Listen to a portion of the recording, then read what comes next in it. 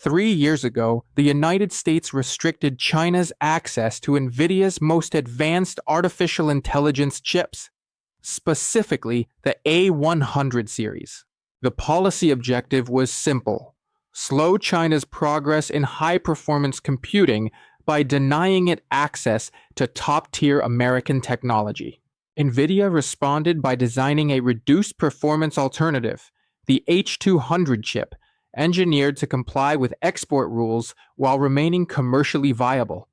And China purchased these chips in large volumes. Although individually weaker than the restricted models, they could be deployed at scale, allowing Chinese firms to approximate the same computing output through aggregation.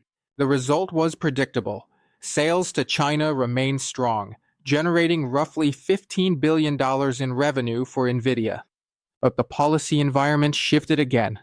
Under a subsequent tightening of controls, exports of even these downgraded chips were blocked. At the same time, Chinese firms intensified domestic chip development. Companies such as Huawei redirected capital, talent, and state support toward building local substitutes. Supply chain pressure functioned less as a brake than as an incentive.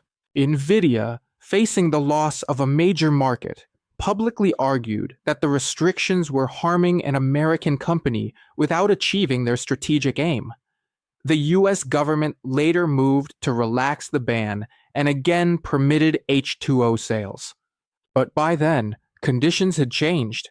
Chinese authorities announced that domestic firms would no longer purchase those chips. Comparable alternatives were already available at home. The American product was no longer needed. The outcome is instructive. Sanctions intended to preserve technological dominance instead accelerated competitor self-sufficiency. Market access was surrendered first temporarily, then permanently. U.S. firms lost revenue, influence, and long-term positioning in a critical sector, while their counterparts abroad reduced dependence and absorbed the learning curve. When economic power is used primarily as a tool of exclusion, it teaches others how to live without you.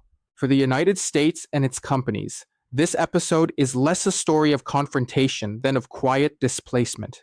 Dominance assumed, leverage overused, and advantage slowly engineered away. Follow me on TikTok and my other social media pages if you like these kinds of stories.